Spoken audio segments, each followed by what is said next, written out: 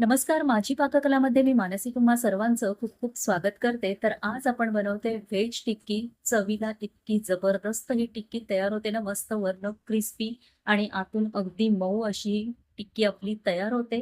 त्याचबरोबर यामध्ये भरपूर साऱ्या भाज्या आपण घालणार आहोत, त्यामुळे अगदी हेल्दी अशी ही टिक्की आपली इथे तयार होते आणि मुलांना टिफिनला देण्यासाठी सुद्धा अगदी बेस्ट ऑप्शन आहे हे. तर पटकन रेसिपीला सुरुवात करूया. सगळ्यात आधी इथे मी 1 कप इतकं गाजर किसून घेतलेलं आहे. त्याचबरोबर बीट घेतलंय 1 कप. 1 कप इथे कोबी घ्यायचं आहे आपल्याला. हे सगळे जिन्नस व्यवस्थित पाणी गाळून घ्यायचं आहे. जराही पाणी इथे राहता कामा नये. त्याचबरोबर 1 कप इथे मी सोया चंक्स घेतलेले आहेत. ते पाण्यामध्ये उकळवून घेतलेत आणि पूर्णपणे स्क्वीज करून म्हणजेच अगदी पाणी त्यातलं सगळं काढून कोरडे करून घेतलेले आहेत. मूठभर कोथिंबीर घ्यायची आहे यामध्ये. आता 2 बटाटे इथे मी बॉइल्ड करून घेतले. तर ते असे हाताने स्मॅश करून घ्यायचे व्यवस्थित. छान असे कुकरला उकडवून घ्या म्हणजे ते पटकन मॅश होतात. तर इथे दोन्ही बटाटे मी मॅश करून घेतलेले आहेत. आता यामध्ये जाईल अर्धा चमचा इतकी आलं लसूण पेस्ट. इथे तुम्ही आलं लसूण किसून घातलं तरीही चालेल.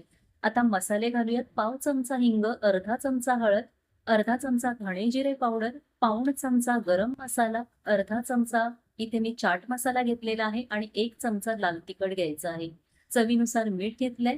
सगळे जिन्नस व्यवस्थित मिक्स करून घ्यायचं. तुमच्याकडे चाट मसाला नसेल तर इथे तुम्ही आमचूर पावडर देखील घेऊ शकता आणि दोन्ही पदार्थ नसतील तर 1 चमचा लिंबाचा रस मात्र आवर्जून घाला. खूप छान चटपटीत अशी टेस्ट आपल्या या टिक्कीला येते. सगळे जिन्नस व्यवस्थित एकजीव करून घेतलेत. आता यामध्ये बाइंडिंगसाठी मी 2 चमचे इतकं कॉर्नफ्लॉवर घेतलेलं आहे. याने छान बाइंडिंग येतं, छान वळले जातात आपल्या टिक्की. कॉर्नफ्लॉवर ऐवजी तुम्ही बारीक रवा किंवा ब्रेड क्रम्स देखील इथे घेऊ शकता.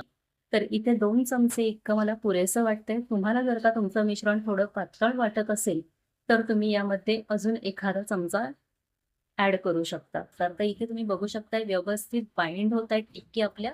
आता इथे मी टिक्की तयार करून घेते. तर तुम्हाला हव्या त्या शेपमध्ये आपण ह्या टिक्की इथे करून घेऊ शकतो. मी इथे राउंड शेपमध्ये टिक्की तयार करून घेणार आहे. फार जाडही ठेवायच्या नाहीत किंवा अगदी पातळही करायच्या. मीडियम साइजच्या टिक्की आपण इथे तयार करून घेणार आहोत. अशा प्रकारे गोल गरगरीत अशा टिक्की इथे मी करून घेते. सगळ्या टिक्क्या आधी आपण तयार करून घ्यायच्या आणि नंतरच इथे आपण शॅलो फ्राय करून घेणार आहोत. तर इथे मी व्यवस्थित अशा या सगळ्या टिक्की तयार करून घेते. तुम्हाला जर का डीप फ्राय आवडत असतील तर तुम्ही डीप फ्राय देखील करू शकता. पण मी आज ह्या टिक्की शॅलो फ्राय करून घेणार आहे. अशा प्रकारे इथे या सगळ्या टिक्की मी तयार करून घेतलेल्या आहेत. आता आपल्याला मी इथे 3 चमचे इतका बारीक रवा घेतलेला आहे. याऐवजी तुम्ही ब्रेड क्रम्स देखील घेऊ शकता. आता रव्यामध्ये ह्या टिक्की व्यवस्थित घोळवून घ्यायच्या आहेत. सगळ्या बाजूने कोट करून घ्यायच्या आहे.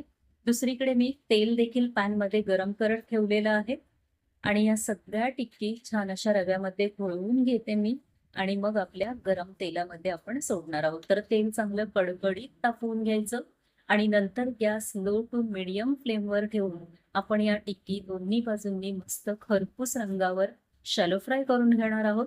तर इथे तेल मी तापवून घेतले. आता गॅस लो टू मीडियम फ्लेमवर केलेला आहे आणि सगळ्या टिक्की इथे लावून घेते. तर तुमच्या पॅनमध्ये जेवढ्या टिक्की बसतील तेवढ्याच इथे लावून घ्यायच्या. फार गर्दी करू नका. अशा थोड्या सुट्ट्या-सुट्ट्या टिक्की इथे लावून घ्यायच्या आहेत. आता साधारण 3 ते 4 मिनिटांसाठी एक बाजू याची छान मी भाजून घेणार आहे. खरपूस अशी भाजून घ्यायची आहे. साधारण 4 मिनिटं झालेली आहेत. आता पलटवून घेते आणि दुसऱ्या बाजूने 3 मिनिटांसाठी कारण पॅन आता आपलं चांगलंच गरम झालेलं आहे. 3 मिनिटांसाठी दुसरी बाजू देखील अशी भाजून घेणार आहे. आणि दोन्ही बाजूंनी मस्त खरपूस या टिक्की आपण फ्राय करून घेणार आहोत. आणि इतक्या जबरदस्त या टिक्की लागतात ना आणि भरपूर साऱ्या भाज्या आपण घातलेल्या आहेत त्यामुळे अतिशय पौष्टिक या टिक्की आपल्या तयार झाल्यात. मुलांना देण्यासाठी खूपच उत्तम पर्याय आहे कारण मुलं भाज्या खात नाहीत. या निमित्ताने त्यांच्या पोटामध्ये भाज्या जातात. दुसरी बाजू देखील अगदी मिनिटभरासाठी आता परत मी इथे पलटवून घेते कारण मला वरनं अगदी क्रिस्पी टिक्की आवडतात. आणि मस्त वरून क्रिस्पी आतून मऊसूत अशा ह्या टिक्की आपल्या तयार होतात. मुलांना द्यायच्या असतील तर तुम्ही सॉस सोबत सर्व करू शकता किंवा मोठ्यांना अगदी हिरव्या चटणी सोबत किंवा सॉस सोबत देखील सर्व करू शकता. इथे आता सगळ्या टिक्की टिश्यू पेपरवर काढून घेते आणि अफलातून अशा या टिक्की तयार झाल्यात. किती भारी दिसत आहेत बघा. सॉस सोबत सर्व करून घेतल्यात तर एकदा नक्की ट्राय करून पहा. रेसिपी आवडली तर रेसिपीला प्लीज लाईक आणि शेअर जरूर करा. त्याचबरोबर चॅनलवर जर का नवीन असाल तर पटकन सबस्क्राईब करा म्हणजे अशा छान आणि नवीन रेसिपीज तुम्हाला पाहायला मिळतील. तोपर्यंत टाटा, बाय बाय.